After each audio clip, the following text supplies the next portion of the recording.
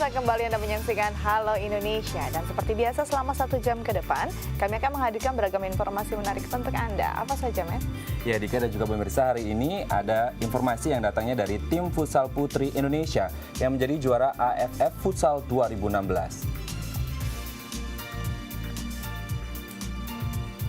Ada pula operasi bina kependudukan pasca Lebaran. Ya, selain itu pada segmen Bincang nanti, kami akan membahas tentang penghapusan denda pajak kendaraan bermotor bersama Kepala Dinas Pelayanan Pajak DKI Jakarta. Dan pemirsa, inilah Halo Indonesia selengkapnya.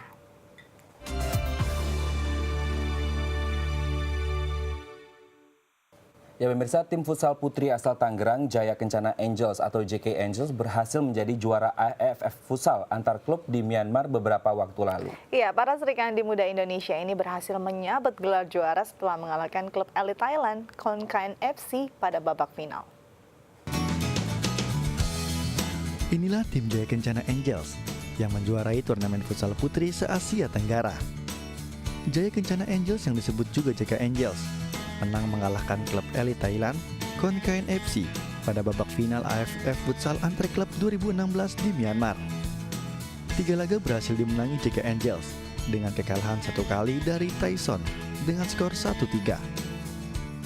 Dilatih oleh Andre Picesa Pratama dengan Anggi Puspitasari sebagai kaptennya, JK Angels dipilih mewakili nama Indonesia atas prestasinya di berbagai turnamen futsal. Salah satunya menyabet gelar juara Women Pro Futsal League 2016 silam. Gelar 1 bulan ya speechless dalam artian nggak nyangka. Ya lagi-lagi anugerah dari Tuhan Yang Maha Esa atau Allah Subhanahu Wa Taala. Yang pertama tidak menyangka karena lawan kita tuh bukan lawan yang biasa. Mereka lawan yang ada dari Thailand, ada dari Vietnam, bahkan tuan rumah sendiri dan bermateri pemain tim nasional tentunya gitu loh. Dengan persiapan yang mepet, dengan pemain-pemain mungkin hanya terbatas dalam artian ya hanya kita bawa 14 pemain, tapi kita bisa menampilkan yang terbaik dari yang terbaik. Proud of her ya, karena cewek semua. Ya karena di futsal Indonesia tuh belum ada yang namanya klub juara di kancah Asia Tenggara gitu. Dan kebetulan pertama kalinya kita mewakilkan dari JK Angels dan alhamdulillah itu terwujud gitu dengan kita juara gitu. Itu sangat membanggakan buat kami pribadi gitu. Di tengah surutnya prestasi sepak bola di tanah air, kemenangan tim futsal putri asal Tangerang Selatan ini seolah menjadi penyemangat baru bagi dunia sepak bola di tanah air. Tim yang dibentuk sejak tahun 2009 ini bahkan mencari sponsor sendiri untuk mendanai keberangkatan mereka dalam perhelatan futsal putri yang baru digelar untuk kedua kalinya. Untuk kedepannya mudah-mudahan JK Angels bisa meraih lagi juara di kancah internasional ataupun di Indonesia gitu.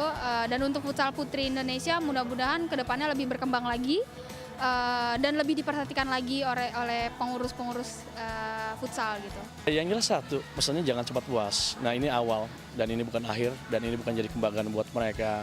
Bahkan ini adalah tantangan baru buat mereka supaya mereka tidak sombong atau besar kepala karena futsal itu berkembang ya menit by menit, bulan berbulan atau tahun demi tahun. Kalau mereka hanya puas dengan sini, mungkin Indonesia tidak akan jadi apa-apa. Nah kita butuhkan regenerasi yang baik atau pemain-pemain ini gimana caranya untuk memaintain mereka. Karena ngejaga itu lebih sulit daripada yang rebut. Nah itu yang salah satunya. Kedepannya sih saya berdoa untuk mereka, semoga mereka bisa jadi pemain-pemain yang bisa membela negara Indonesia ini dan menjadi atlet profesional yang bisa membela tanah air ini yang demi kebanggaan Indonesia ke depannya. Itu doa saya untuk semuanya. Albert Indrawan, M. Saleh, tim Dai TV, Tangerang, Banten. Iya, pastinya prestasi yang membanggakan ya, Matt. Ya, karena ternyata para Serikandi Muda Indonesia tangguh loh saat di arena. Betul sekali. Yang pastinya kita penasaran seperti apa sih sosok tim anggota dari JK Angels ini. Berikut liputannya untuk Anda. Olahraga futsal biasanya dimainkan oleh laki-laki. Namun saat ini ternyata kaum hawa pun mulai tertarik untuk memainkan permainan yang biasanya dimainkan oleh 5 orang ini.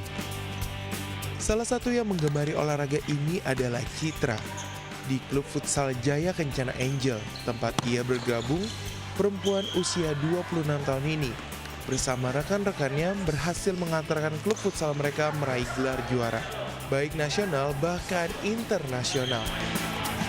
Perasaannya seneng banget. Kalau untuk bela timnasnya kebetulan saya dari 2013 udah. Cuma memang kita hanya peringkat 4 se-Asia.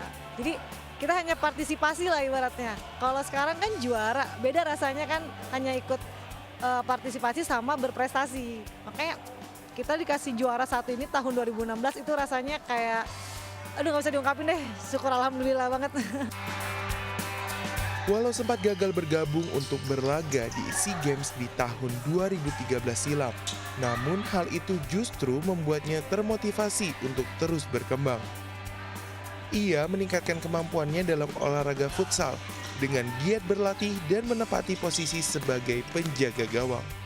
Kerja kerasnya pun terbayar di tahun 2016 ini, mulai dari Best Player Women Pro Futsal League 2016, 4 pekan laga masuk sebagai Best 5 Player, hingga 2 kali menyabet Woman of the Match di laga AFF di Myanmar. Citra tak hanya memperlihatkan kualitasnya di lapangan futsal saja, namun juga menyeimbangkannya dengan pendidikan. Ya, kini Citra pun sedang menempuh pendidikan Strata 2 jurusan akuntansi di salah satu universitas di Jakarta. Karena memang dari orang tua saya ya, mungkin saya itu sempat ditawarin beasiswa di kampus olahraga, cuma mereka bilang olahraga itu hobi gitu kan, jangan dijadiin untuk mencari penghasilan, dia bilang. Kalau hobi kamu berhasil, ya itu bonus gitu kan. Karena kalau kita lihat ya, jangankan putra aja untuk jadi biaya hidup tuh olahraga susah gitu kan. Selain Citra, ada lagi Anggi Puspitasari. Bagi perempuan kelahiran 1992 ini, dunia futsal bukanlah dunia baru baginya. Meskipun kedua orang tuanya sempat menolak keputusannya untuk berkarir dalam futsal, namun Anggi pun mencoba meyakinkan kedua orang tuanya dengan prestasi yang didapatkan. Dukanya paling ya ngebawa tim kita yang tadinya dari bawah sampai di atas, itu perjalanan yang suatu nggak sedikit lah ya, pasti perjalanan panjang banget sih. Meski telah menjuarai berbagai pertandingan futsal, baik lokal maupun internasional, namun mereka masih terus berlatih untuk terus mengasah keterampilan mereka, mengolah si kulit bundar, dan menoreh prestasi. Albert Indrawan, M. Saleh, Tim Dai TV, Tangerang, Banten. Iya, kita beralih ke informasi lain. Untuk ke-6 kalinya di tahun 2016, Dinas Kependudukan dan Catatan Sipil DKI Jakarta kembali melakukan operasi Bina Kependudukan atau operasi biduk di beberapa wilayah di Jakarta. Ya, salah satunya adalah wilayah Cengkareng, Jakarta Barat. Sedikitnya terdapat 60 petugas gabungan yang melakukan operasi biduk pada Rabu 27 Juli 2016 kemarin. Pasca arus balik Lebaran 2016, pemerintah DKI Jakarta melalui Dinas Kependudukan dan Catatan Sipil kembali melakukan operasi kependudukan atau operasi biduk.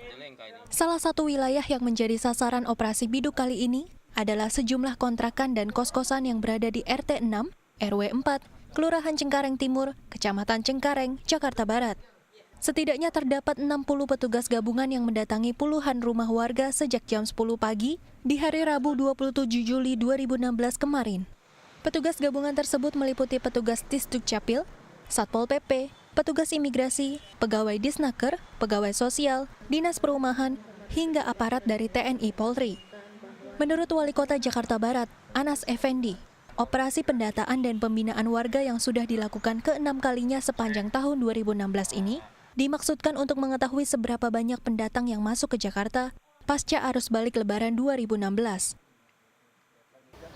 Sesuai dengan data hasil pendataan RT RW dan Sudin Kependudukan Kelurahan Kecamatan bahwa pendatang baru pasca Lebaran 14 Hijriah tahun 2016 itu kurang lebih 15 ribuan. Laki-laki 8.000 sekian dan perempuan 7.000 sekian. Dalam operasi biduk kali ini, terdapat 73 orang yang tinggal di pemukiman Cengkareng pasca Lebaran 2016, namun belum melaporkan diri atau tidak memiliki identitas DKI Jakarta, baik berupa kartu domisili maupun keterangan tempat tinggal. Kepada warga yang belum menertibkan diri secara administrasi ini, petugas Disdukcapil melakukan pembinaan serta sosialisasi mengenai pentingnya menyatakan legalitas keberadaan diri dalam wilayah tertentu. Selain itu, petugas juga melakukan pembuatan surat kependudukan warga secara langsung, seperti surat keterangan domisili sementara dan permohonan pembuatan KTP DKI di mobil pelayanan Disdukcapil keliling.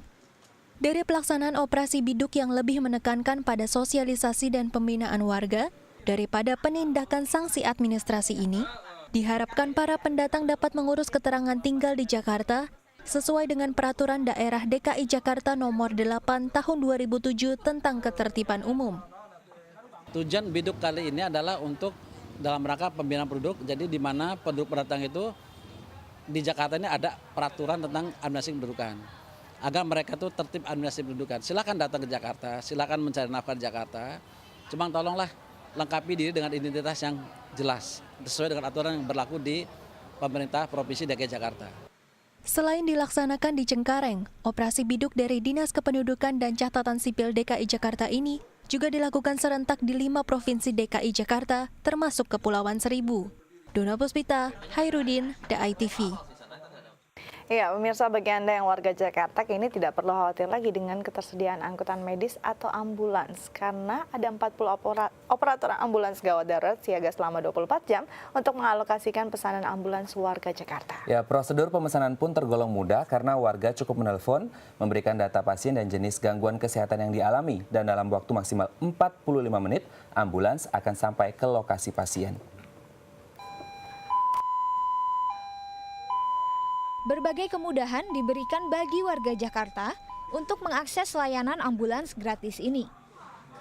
Hanya dengan melengkapi persyaratan berupa fotokopi KTP DKI serta kartu keluarga, warga dapat memesan ambulans lengkap dengan petugas medis sesuai dengan jenis dan waktu kebutuhan pasien. Semua permintaan yang masuk dilayani oleh operator call center di kantor pusat ambulans gawat darurat Dinas Kesehatan DKI Jakarta di kawasan Sunter, Jakarta Utara. Permintaan yang masuk ke operator segera diteruskan ke pos ambulans yang terdekat dengan lokasi pasien. Jadi masyarakat bisa menggunakan nomor telepon 653-03-118 atau ke 119. Jadi nanti langsung disaring oleh teman-teman kami di CCA. Nanti dikaji, yaitu nama, nomor telepon, sama keluhan dan apa yang diperlukan. Biasanya kan ada permintaan dari rumah sakit ke rumah sakit, dari permintaan dari rumah ke rumah sakit, atau permintaan standby untuk kita jaga. Dalam waktu maksimal 45 menit, ambulans beserta petugas medis terlatih siap memberikan pertolongan pertama bagi pasien sebelum mendapat penanganan dari rumah sakit. Petugas medis akan memeriksa pasien gawat darurat dan seluruh data medis ini nantinya akan diteruskan ke pihak rumah sakit yang dituju. Per bulannya, call center AGD rata-rata menerima 2.500 hingga 2.600 permintaan. Sayangnya, tidak semua permintaan tersebut dapat terpenuhi karena keterbatasan unit ambulans dan petugas medis yang tersedia. Untuk semua permintaan kurang lebih pagi hari itu rata-rata sampai 24 jam 80 permintaan. Nanti kita shoot. Jadi permintaan karena unit kami cuma 28 unit, jadi nanti kita shoot. Jadi kira-kira mana yang sifatnya emergensi itu yang kita dulukan, yang tidak emergensi tapi yang memerlukan ambulan kita ke belakangan tapi tetap kita bawa. Jadi nanti modelnya waiting list. Gitu. Jadi 2 jam sekali kita telepon kembali. Nanti langsung kita luncurkan dari unit yang terdekat.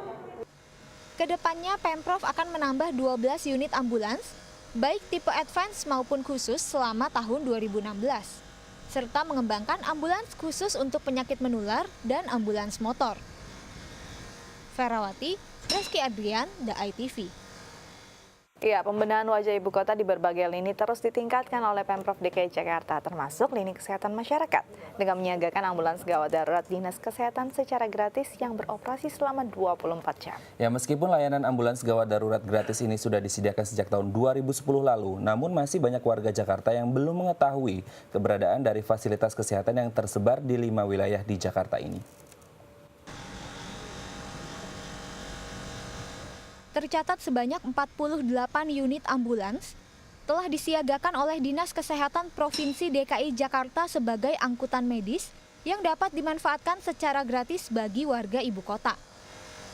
Ambulans ini disiagakan di 30 titik di 5 wilayah Jakarta yang tersebar di puskesmas, kantor kelurahan, kantor kecamatan, pos polisi hingga kantor pemadam kebakaran. Pelayanan ambulans gawat darurat ini meliputi pemindahan pasien dari fasilitas kesehatan menuju tempat tinggal, memindahkan korban kecelakaan dari TKP ke fasilitas kesehatan, dan memindahkan pasien antar fasilitas kesehatan. Jenis ambulans yang disiagakan pun memiliki fasilitas yang berbeda-beda sesuai dengan peruntukannya. Saat ini, terdapat 3 jenis ambulans yang disiapkan oleh Pemprov DKI Jakarta, yakni jenis ambulans basic yang dilengkapi oleh peralatan medis untuk pertolongan pertama seperti alat infus dan tabung oksigen. Jenis ambulans advance yang dilengkapi peralatan medis lebih lengkap seperti alat pacu jantung. Hingga ambulans khusus seperti ambulans perinatologi yang dilengkapi dengan inkubator bayi. Secara umum ambulans itu ada 2 tipe, basic dan advance, dengan kriteria minimal basic ya, artinya benar-benar layak sebagai ambulans baik dari segi mobilnya, peralatan dan petugas. Kalau advance pastinya alatnya lebih lengkap lagi. Dan ambulans khusus ini ambulans yang kualifikasinya tidak rutin seperti ambulans neonatus, itu ambulans untuk bayi kecil, di mana media transportasinya bukan berangkar tetapi inkubator, atau mungkin ke depan kita ada ambulans infeksi untuk pasien-pasien kasus-kasus infeksi tertentu. Selain unit ambulans lengkap dengan peralatan kesehatan, ambulans gawat darurat Dinas Kesehatan ini juga dilengkapi dengan petugas medis terlatih yang mampu memberikan pertolongan pertama bagi pasien.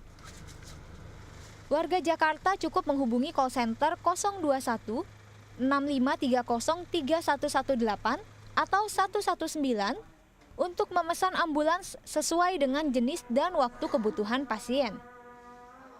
Pada masyarakat di Provinsi DKI Jakarta, kami dari Dinas Kesehatan Provinsi Jakarta menyampaikan bahwa Pemprov mempunyai fasilitas ambulan gawat darurat Dinas Kesehatan yang gratis bisa diakses oleh masyarakat DKI Jakarta. Cukup menghubungi 119 atau ke nomor hotline kami 6530 3118. Kami akan kirimkan ambulans kami beserta perawat dan drivernya menuju lokasi terdekat. Ferawati, Reski Adrian, DAI TV. Iya, selanjutnya kita akan berbincang tentang penghapusan denda pajak kendaraan bermotor bersama Kepala Dinas Pelayanan Pajak DKI Jakarta. Sesaat lagi, tetap bersama kami di Halo Indonesia.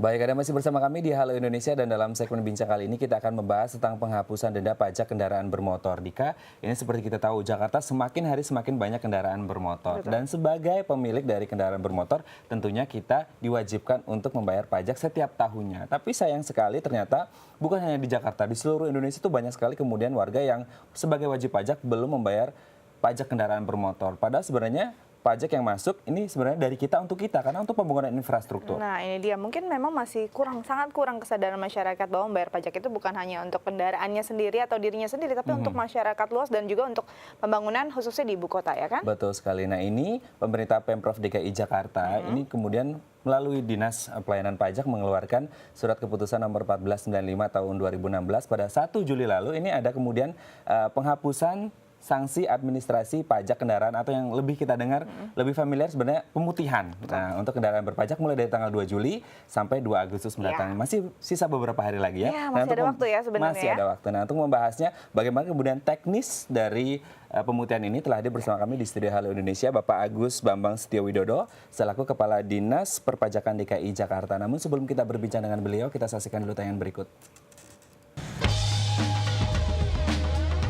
Mulai pertanggal 2 Juli hingga 2 Agustus mendatang, pemerintah Provinsi DKI Jakarta mengeluarkan kebijakan penghapusan sanksi administrasi pajak kendaraan bermotor (PKB) dan bea balik nama kendaraan bermotor (BBNKB).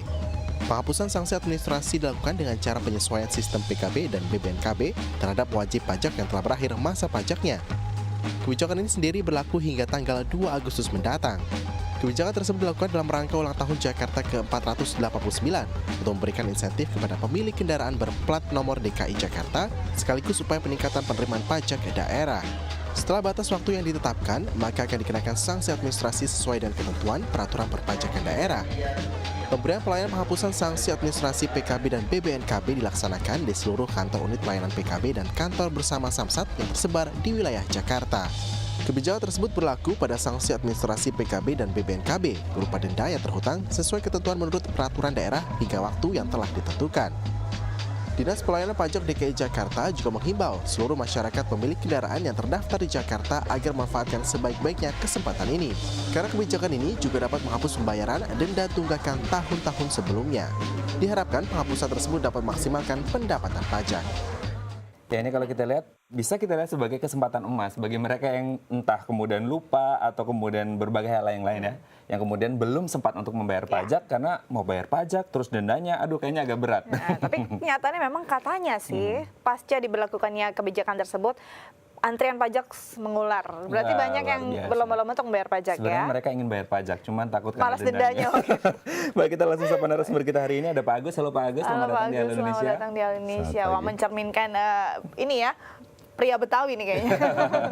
Oke, Pak Agus, sebelum kita berbicara lebih lanjut tentang kemudian teknis prosedur dari pemutihan ini sendiri, sebenarnya seberapa efektif sih pembayaran pajak khususnya di DKI Jakarta? Masyarakat sudah sadar betul akan kemudian setiap tahun mereka punya kewajiban loh sebagai wajib pajak untuk membayar pajak kendaraan bermotor?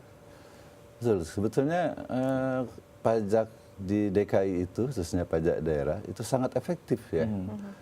Dan itu sangat berperan, peranannya sangat penting sekali, khususnya untuk Provinsi DKI kan satu-satunya provinsi yang tidak dapat dana alokasi umum dari pemerintah pusat.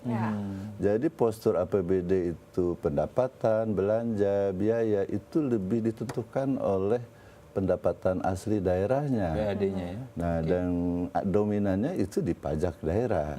Kita ada 13 jenis pajak. Jadi warga DKI yang rajin bayar pajak itulah pahlawan pembangunannya Jakarta. Nah, ini dia menjadi pahlawan pembangunan Jakarta ya. Dipahami oleh seluruh warga DKI. Kami sangat berterima kasih ya pada warga DKI yang taat pajak. Ya, jadi kalau dilihat efektifnya di mana, selama pembangunan itu berjalan, apakah itu jalan, layanan kesehatan, layanan pendidikan, itu adalah peran utamanya dari para wajib pajak di DKI. Nah ini ya, para wajib pajak sama dengan pahlawan pajak sebenarnya, pahlawan pembangunan. Nah masalahnya untuk masyarakat yang ada di Jakarta dan juga memang wajib pajak di Jakarta, kesadarannya sendiri selama ini tingkatnya seperti apa? Ya, kami selalu membuat upaya untuk meningkatkan kepatuhan pada wajib pajak. Ya. Dari 13 jenis pajak yang dominan itu yang paling kita cari optimalisasinya itu pada pajak kendaraan bermotor, pada PBBP 2, restoran, hotel, hiburan, dan parkir. Ini yang sangat terukur sejauh mana wajib pajaknya yang bisa kita optimalkan. Dan masing-masing ada perlakuan, ya kan? Perlakuan merupakan insentif lah pada warga yang mau melakukan pembayaran pajak. Sebentar lagi kita akan jatuh temponya pajak PBB, ya, pajak bumi dan bangunan, 30 Agustus. Nah, biasanya kami di akhir-akhir tahun juga bagi yang belum sempat untuk membayar, kita biasanya memberikan insentif berupa penghapusan denda administrasi pada pajak bumi dan bangunan. Ya. Itu pun banyak yang belum patuhnya. Ya. Dan potensinya sangat banyak sekali yang untuk digali untuk menjadi optimalnya penerimaan pajak daerah. Termasuk kendaraan bermotor. Ya, kendaraan bermotor itu prinsipnya kendaraan bermotor kan datanya dari Reiki dan Direktorat Lalu Lintas Polda Metro. Ya. Nah ini harusnya kami kerjasama kuat dengan Dirlantas untuk melakukan cleansing data sehingga pastinya ada berapa sebetulnya kendaraan bermotor itu. Sementara catatan kotor kami masih sekitar 3 jutaan sepeda motor yang masih belum patuh. Oke, nah akhirnya memang dilakukan berbagai upaya untuk wajib pajak ini bisa membayar pajaknya ya, dan salah satunya dengan memberikan kebijakan pemutihan istilahnya penghapusan administrasi denda pajak tadi. Nah kita akan bahas lebih lanjut lagi seefektif mana, namun setelah jeda berikut ya Pak ya. Tetap bersama kami di Halo Indonesia.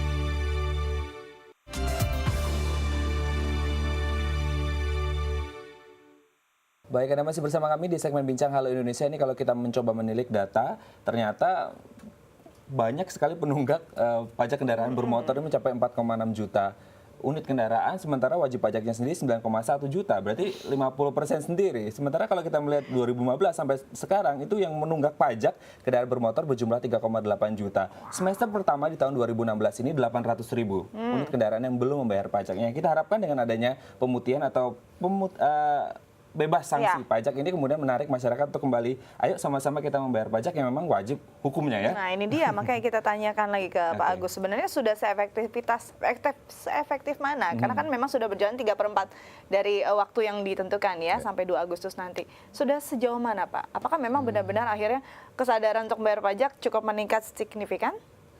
Jadi kami punya data setiap hari pemasukan pajak yang kami rekam. Sistem itu khusus untuk pajak kendaraan bermotor bisa kita pantau hari per hari.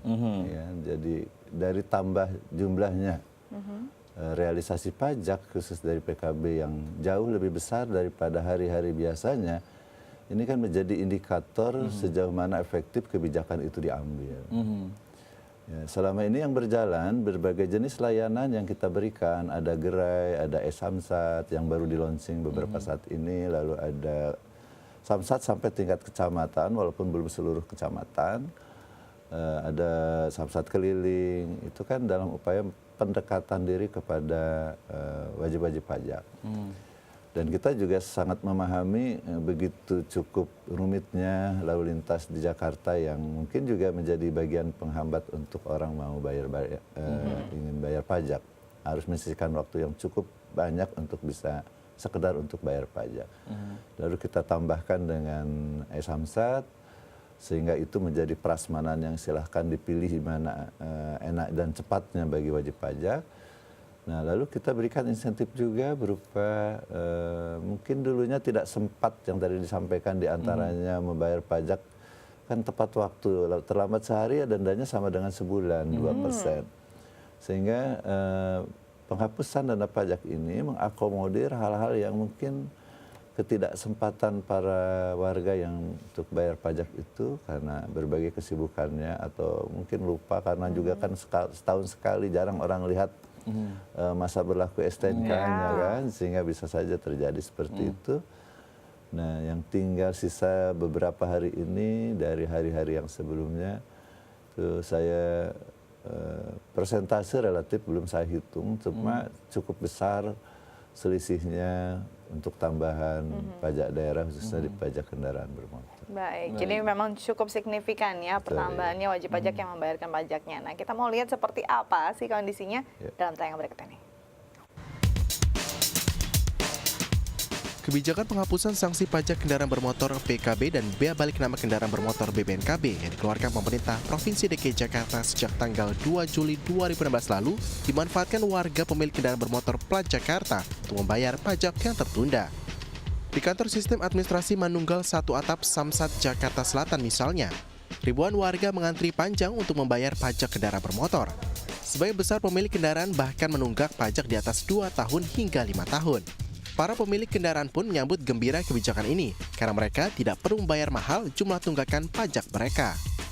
Menurut Kepala Samsat Jakarta Selatan, Alberto Ali, mengakui sejak diberlakukannya penghapusan sanksi PKB dan BBNKB, jumlah pembayar pajak kendaraan mengalami peningkatan. Setiap harinya, jumlah uang yang masuk dari pembayaran retribusi PKB dan BBNKB mencapai 3,8 triliun di 2 minggu pertama pasca kebijakan ini diberlakukan. Kita harapkan 11 sampai sekarang ini ada suatu peningkatan penerimaan. Nah, memang dari trennya itu kita lihat hari per harinya selalu meningkat. Kemarin kalau kita ambil cut off tanggal 11 itu memang hanya baru beberapa kendaraan, kurang lebih sekitar 36.000 kendaraan yang membayar pajaknya. Tapi sampai dengan saat ini udah ratusan ribu, udah sampai 116.000 kendaraan membayar pajak di posisi 18 Juli kemarin. Pihaknya terus berupaya untuk mensosialisasikan kebijakan ini, serta melayani warga yang akan melakukan pembayaran pajak tertunda hingga 2 Agustus mendatang. Pelayanan dari pembayaran pajak tertunda ini dapat dilakukan pada unit Samsat yang dibuka pada hari Senin hingga hari Sabtu. Ya, ini kalau kita mencoba melihat ternyata banyak sekali, kita lihat dari jumlah penambahan unit kendaraan di Jakarta sendiri ini 800 unit kendaraan roda 2 per hari, 400 unit kendaraan roda 4. Dan menjadi pertanyaan berarti akan ada banyak sekali pemilik kendaraan bermotor baru yang kemudian mungkin kelewat setahun nih, belum bayar pajak. Nah, menjadi pertanyaan sebenarnya berapa persen? Ada yang bilang terlambat sehari saja sudah seperti sebulan, terlambat sebulan sama kayak setahun. Nah, kita coba tanyakan keasliannya langsung dari Pak Agus. Pak Agus, sebenarnya teknisnya apakah ketika terjadi keterlambatan sehari atau sebulan itu hitungannya seperti apa sebenarnya? Jadi denda ini dikenakan 1 bulan 2%. Jadi kalau begitu bayar tanggal 27 jatuh temponya ternyata dia tidak sempat bayar, pada tanggal berikutnya maka yang bersangkutan sudah dikenakan denda 2% dari pokok pajak. Berlaku untuk roda 2 dan roda 4 ya sama? Berlaku bagi seluruh jenis kendaraan. Nah, kalau mereka menundanya makin tambah bulan dan sampai tahun, ya tentu kelipatan cukup besar juga. Dan pada jenis kendaraan bermotor yang kelasnya tersendiri, yaitu terasa. Mungkin Ferrari saja kalau setahun aja saya lihat datanya bisa bayar 115 jutaan setahun gitu. Ya, sejenis itu, jika itu ditunda aja sebulan, itu kan 2% berapa ya kan?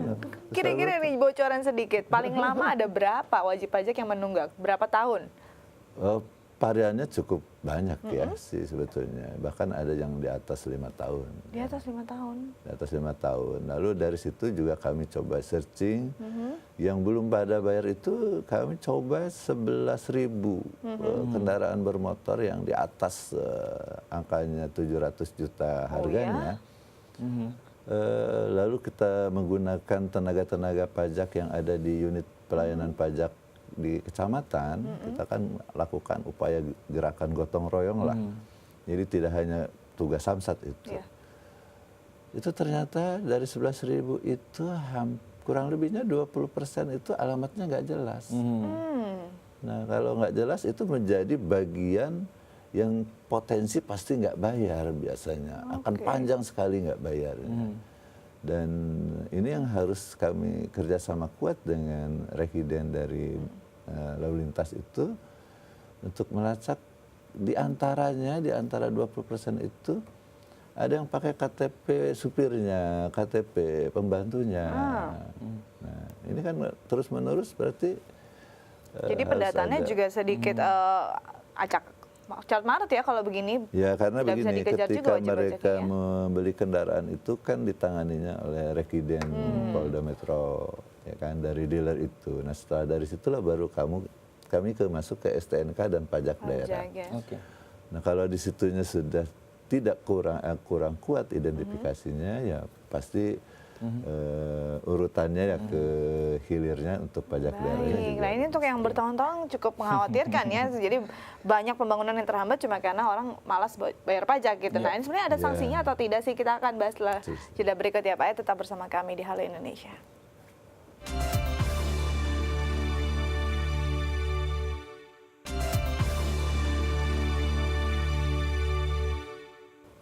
Baik, Anda masih bersama kami di segmen Bincang Halo Indonesia. Ini kita kalau mencoba menilik dari pendapatan atau PKB tahun 2015 lalu ini Pemprov DKI Jakarta mendapatkan ya lebih dari target 130,57% dengan pendapatan mencapai 7,23 triliun dari targetnya 6,05 triliun. 2016 di semester pertama ini 3,5 triliun dari targetnya 7,05 triliun. Berarti sudah 50%. Ini memang menjadi kewajiban kita bersama dan untuk kita bersama juga untuk pembangunan infrastruktur. Kita kembali ke Pak Agus. Pak Agus, dengan pendapatan seperti ini, apakah sebenarnya sudah seimbang antara pemasukan dari pajak dan juga dana atau budget yang dibutuhkan untuk pembangunan infrastruktur, khususnya di Jakarta? Ya. Kalau dana kan lalu dihitung di dalam APBD itu berapa uang yang diprediksikan akan diperoleh dengan yang akan dibelanjakan dan biaya-biaya apa saja yang akan dikeluarkan. Termasuk belanja pegawai, gaji pegawai dan sebagainya itu semuanya adalah ditanggung oleh pajak daerah sebagian besarnya.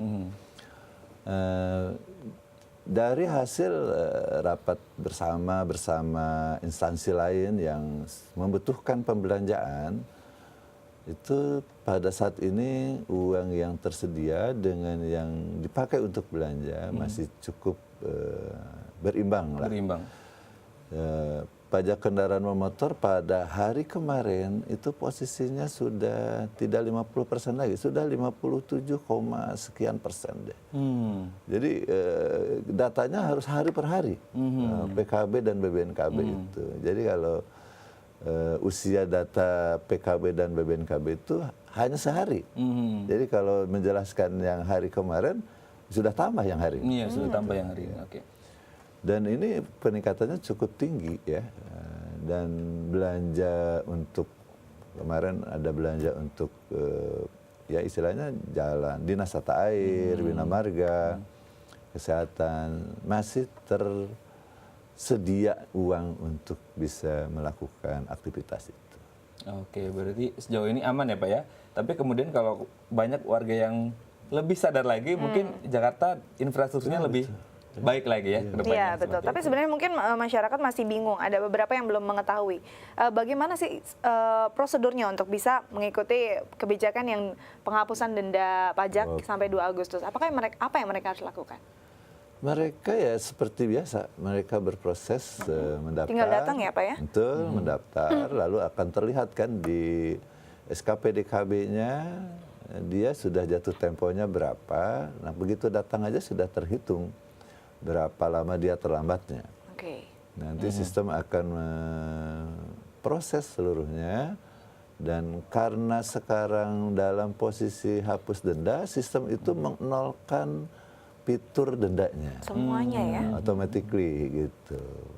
Oke, sejauh ini sosialisasi yang sudah dilakukan oleh Dinas Pelayanan Pajak DKI Jakarta sendiri seperti apa untuk menarik lebih banyak masyarakat untuk membayar pajak?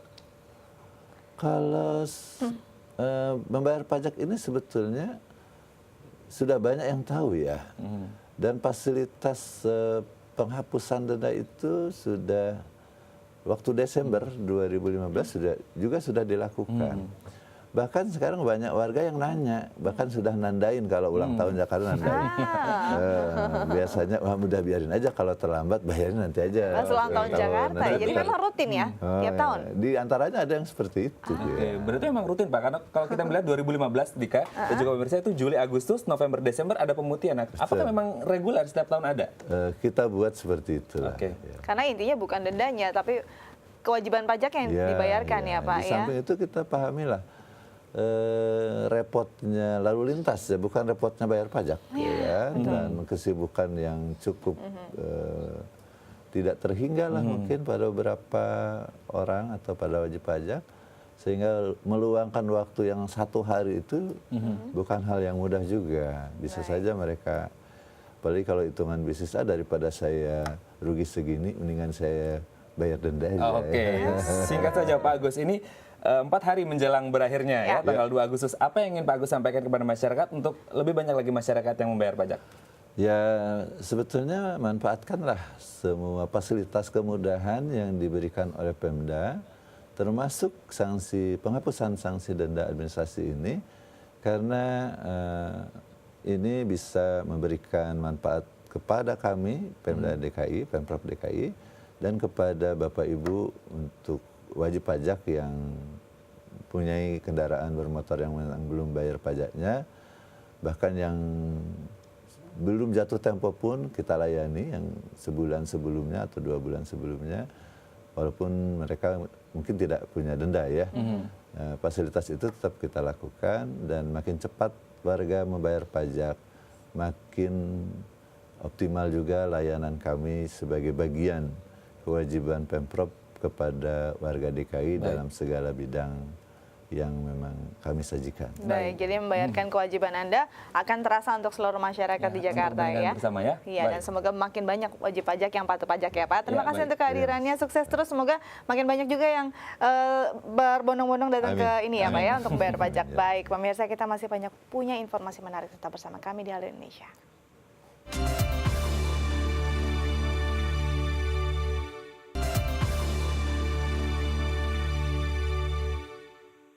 Ya, pemirsa masih bersama kami di Halo Indonesia. Mengabdikan diri untuk membantu kaum ibu agar dapat melahirkan secara gratis dan sehat.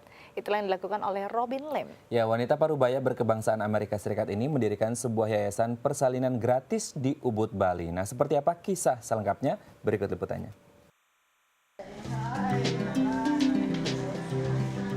Ramah dan penuh cinta kasih. Itulah yang terlihat dari sosok Robin Lim, atau yang biasa dipanggil Ibu Robin. Wanita parubaya kelahiran Arizona, Amerika Serikat 24 November 1936 ini mendirikan Yayasan Bumi Sehat yang terletak di Ubud, Bali pada tahun 2003. Yayasan Bumi Sehat adalah sebuah klinik bersalin yang memberikan perawatan prakelahiran sehat alami dan bantuan melahirkan secara gratis. Tujuannya untuk mengurangi angka kematian anak dan ibu pada proses kelahiran yang masih termasuk tinggi di kawasan Asia, khususnya di Indonesia. Robin Lim dan rekan-rekan bidan di yayasan ini memberikan kesempatan pada siapapun yang ingin melahirkan di Yayasan Bumi Sehat dan memperlakukannya dengan sepenuh hati. Hingga kini, sebanyak 80% dari ibu yang melahirkan di Yayasan Bumi Sehat mendapatkan layanan secara gratis. 25 tahun yang lalu di Bali masih banyak ibu meninggal, masih banyak bayi meninggal. Supply, contohnya spike dan jarum suntik susah untuk dia cari, obat susah untuk dia cari, dan saya mau bersama bidan-bidan yang ikut IBI, Ikatan Bidan Indonesia, saya mau coba cari solusi bagaimana kita bisa bantu semua ibu dan anak di dunia ini hidup dalam kualitas hidup yang luar biasa bagus. Tapi saya bukan bidan di Indonesia, karena itu saya kumpul bidan Indonesia dan kerja bersama bidan-bidan di sini. Salah satu metode persalinan yang sering dilakukan di Yayasan Bumi Sehat adalah Gentle Birth. Dalam Gentle Birth, Ibu Robin dan beberapa bidan di Bumi Sehat menjadikan proses melahirkan sebagai pengalaman yang menyenangkan untuk ibu. Yayasan Bumi Sehat juga mengutamakan kontak fisik begitu bayi lahir. Robin juga menganjurkan pada pasiennya untuk menunda pemotongan tali pusar dan mengutamakan penggunaan obat-obatan alami. Tujuannya untuk menjaga kesehatan ibu dan bayi. Sikap kekeluargaan dan penuh cinta tersebutlah yang membuat pasien merasa nyaman dan bahagia saat melahirkan di Bumi Sehat. Saya sih merasa sangat nyaman sekali ya, karena saya didampingi dengan orang-orang yang saya sangat percaya, saya tahu betul, karena pada saat proses saya sebelum melahirkan itu saya banyak konsultasi, jadi saya tahu siapa yang akan mendampingi saya dan akan seperti apa. Kalau di sini perawatnya itu, nurse-nya itu ya lebih care lah dia, lebih care, pokoknya dia itu perhatian banget loh sama bayi, sama ibu bayi, sama keluarga juga. Lydia Agustin, JVR Al Madinah, DAI TV. Baik, dari Ubud, Bali kita beralih ke Sawarna, Banten, pemirsa. Jika Anda berkunjung ke kawasan pantai Sawarna, Banten, tidak ada salahnya untuk menjelajahi Goa Langir. Iya, goa yang dibangun sejak zaman penjajahan Jepang ini memiliki pesona tersendiri karena terdiri dari beberapa goa buatan dan satu goa alami. Siapa yang tidak kenal dengan Sawarna? Desa di Kecamatan Bayah, Banten yang punya sejuta lokasi untuk dikunjungi, mulai dari pantai, sungai, sawah, goa, hingga olahraga ekstrim. Namun dari sekian banyak goa yang ada, kawasan Goa Langir merupakan salah satu tempat yang sering dikunjungi wisatawan. Lokasi ini berbeda dengan lokasi di kawasan pantai Sawarna lainnya karena masih dipenuhi pepohonan hijau yang membuat cuaca di sekitar juga cukup sejuk. Kawasan Goa Langir sendiri terdiri dari beberapa goa buatan, seperti Goa Kanekes, Goa Langir, dan Goa Harta Karun, serta satu goa alami yaitu Goa Seribu Candi. Goa Seribu Candi berlokasi sekitar 1 km dari pintu masuk kawasan Goa Langir, serta mulut Goa Seribu Candi berada di ketinggian 4 hingga 5 meter, serta kedalaman 8 meter. Namun pesonanya justru terpancar lewat stalagmit yang mirip dengan bentuk candi kecil. Wow, dan ini Kang, yang dinamakan Seribu Candi ini karena banyak sekali stalaktitnya mungkin ya, atau stalagmit. Karena banyak stupa yang mirip stupa yang bentuknya kayak candi-candi kecil gitu, yang seperti ini. Oh ya, dan memang di sini bagus banget nih sahabat, stalaktit, stalagmit dan ornamen-ornamen lain juga masih ada yang masih dikelilingi kristal juga ya Kang ya kebetulan ya. Yang masih muda-muda banyak, yang lama nanti bentuknya jadi semakin besar, semakin lama semakin ketutup. Dan itu mungkin waktunya nggak sebentar sih. Iya betul, itu membutuhkan proses yang cukup lama. Sementara itu, letak goa utama yakni Goa Langir, tak jauh dari Goa Seribu Candi. Yang istimewa dalam perjalanan ke Goa Langir, pengunjung bisa melihat secara langsung tebing-tebing yang ada di kawasan Goa Langir yang langsung berhadapan dengan Laut Sawarna. Bentuknya yang memiliki ruang-ruang dipercaya sebagai goa buatan. Nah ini kalau boleh tahu nih Kang, ini tuh ditemukan kapan Goa Langir ini? Hampir rata-rata sih 4 tahun terakhir kemarin ya yang ditemukan. Berarti hampir bersamaan dengan Goa Seribu Candi tadi ya Kang ya? Iya. Dan untuk jenis goanya nih Kang, kalau tadi kan yang di Seribu Candi kan banyak sekali ornamen. Iya. Di Goa Langir sama seperti itu, kita akan menemukan ornamen atau ornamennya sih masih kecil-kecil, nggak sama kayak Goa Seribu Candi tadi. Kalau goa di sini lebih konturnya lebih memanjang ke dalam dan lebih banyak urugan batu karena goa buatan kan. Oh ini goa buatan ya Kang ya? Oh, ciri-cirinya apa sih Kang kalau misalkan oh ini kayaknya ini goa alami nih ya, ini nih goa buatan gitu. Ciri-cirinya dari mana? Dari lihat kontur batunya, karena cenderung goa buatan itu lebih cepat runtuh ketimbang goa alami gitu. Oh gitu. Menurut warga sekitar, goa sepanjang 50 meter ini merupakan goa buatan yang sudah dibangun sejak zaman penjajahan Jepang sebagai tempat perlindungan. Tim Liputan, DAI TV. Iya, menarik ya. Walaupun ini goa buatan dan memang kekokohannya berbeda dengan goa alami, tapi tetap bisa dinikmati keindahannya. Jagalah kebersihan. Ya, itu pastinya ya. Ya, pemirsa, informasi dari Sawarna tadi menutup perjumpaan kita kali ini. Saksikan terus Halo Indonesia dari Senin hingga Jumat di waktu yang sama. Ya, jangan lupa follow Twitter kami di @dai_tv dan @haloindodai_tv. Akhir kata, saya Asti Adika. Dan saya Raden Madlias, mewakili seluruh kru yang bertugas. Mohon pamit undur diri. Sampai jumpa dan selamat beraktivitas.